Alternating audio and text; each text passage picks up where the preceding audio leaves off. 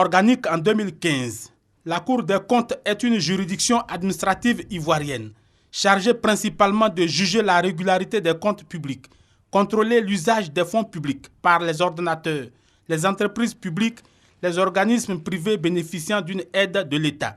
La Cour des comptes de Côte d'Ivoire se veut en effet une garantie supplémentaire de la transparence et du bon emploi de l'argent public. Nous veillons sur le bon usage des impôts que les Ivoiriens payent, de l'usage qui est fait de l'argent public.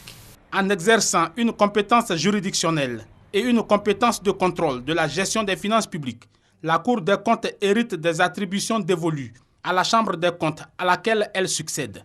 À équidistance du Parlement et du gouvernement, ses pouvoirs se trouvent renforcés.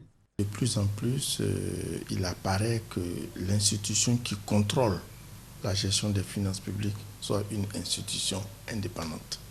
Et donc, en sortant de la Cour suprême, l'indépendance de la Chambre des comptes, donc, qui est devenue Cour des comptes, est renforcée. Nous sommes maintenant une institution à part entière. Il s'agit d'un contrôle éminemment technique qui vérifie que les règles spécifiques s'imposant aux comptables publics sont bien respectées. Ce contrôle s'étend dans toutes les administrations publiques, y compris dans les organismes non dotés de comptables publics. Ainsi, chaque année, la Cour procède à des investigations sur pièce et sur place. Mais la Cour peut aussi mettre en jeu la responsabilité des décideurs et des gestionnaires publics.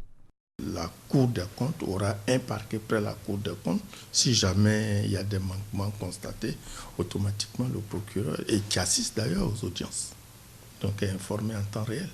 Avant, on ne pouvait poursuivre que les comptables publics.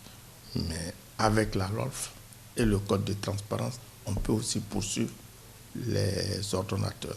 La Cour des comptes a acquis des attributions nouvelles, dont la réception de la déclaration du patrimoine du président de la République lors de son entrée en fonction et à la fin de celle-ci.